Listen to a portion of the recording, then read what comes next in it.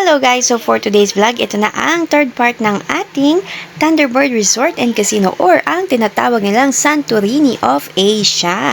So ayan guys, ang unang-una kong ipapakita, syempre yung mga magagandang view at baka hindi nyo tapusan na aking video, hindi nyo ito makikita.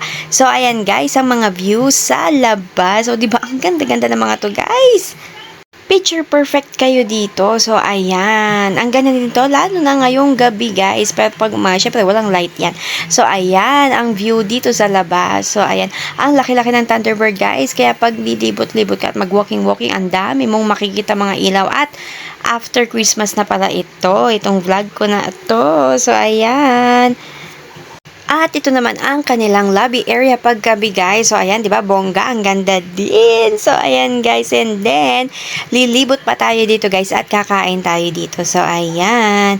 Look niyo naman ito, parang feeling ko nasa Moana ako, 'di ba? Naalala niyo yung mga picture doon guys, yung mga drawing kamukha, 'di ba? So ayan ang kanilang Christmas tree for Christmas guys. And then ito ang the best part guys. Sa mga tulips nila, ang dami-daming light. So ayan oh, padiretso yan guys. Kaya't magpipicture tayo dyan at hindi natin yan palalampasin syempre. So ayan ang view.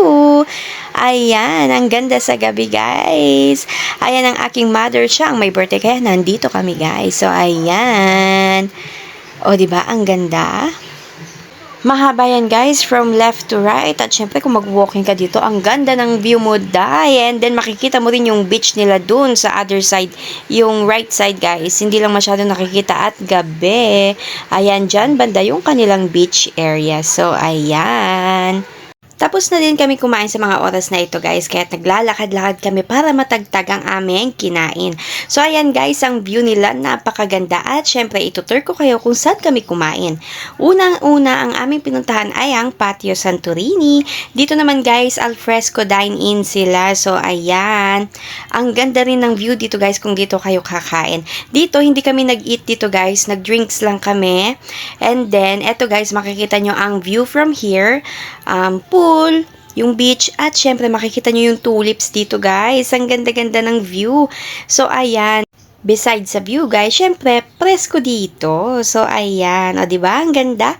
And then look nyo lang around. So ayan. Sa second day pala namin guys, nung nag-breakfast buffet kami, dito naman kami sa Patio Santorini nag-breakfast. So, ayan.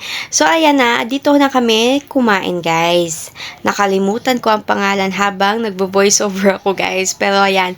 Dito kami kumain ng dinner. Masarap ang kanilang mga food dito guys. Lalong-lalo na yung pizza nila. Ang sarap. Sana nag-enjoy kayo. Thank you for watching.